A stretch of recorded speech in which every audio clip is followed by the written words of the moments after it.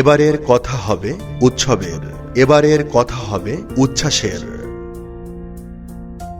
এবারের উৎসব হচ্ছে বাঙালি জাতির চেতনার কেন্দ্রবিন্দু পিঠা উৎসব,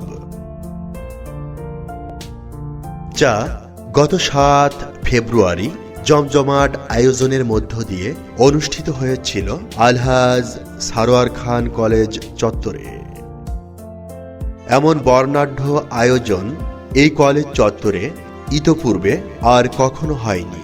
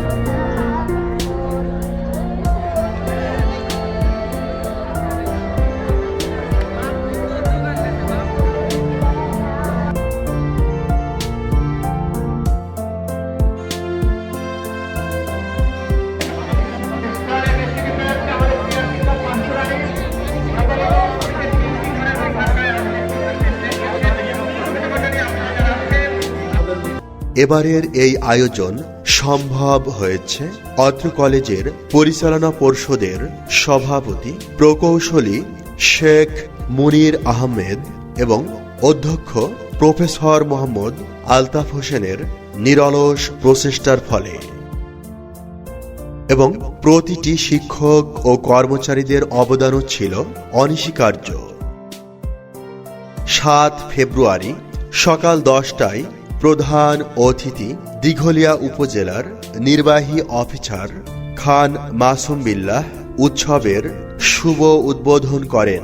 এ সময় অত্র কলেজ পরিচালনা পর্ষদের মাননীয় সভাপতি প্রকৌশলী শেখ মুনির আহমেদ এবং অধ্যক্ষ প্রফেসর মোহাম্মদ আলতাফ হোসেন, দিঘলিয়া থানা অফিসার ইনচার্জ মোহাম্মদ বাবুল আক্তার, উপজেলা মাধ্যমিক শিক্ষা অফিসার মোহাম্মদ মাহফুজুর রহমান, বীর মুক্তিযোদ্ধা নজির আহমেদ ওয়েলফেয়ার ফাউন্ডেশনের ভাইস চেয়ারম্যান শিলা আহমেদ সহ শিক্ষক কর্মচারী এবং সমাজের গণ্যমান্য ব্যক্তিবর্গ উপস্থিত ছিলেন।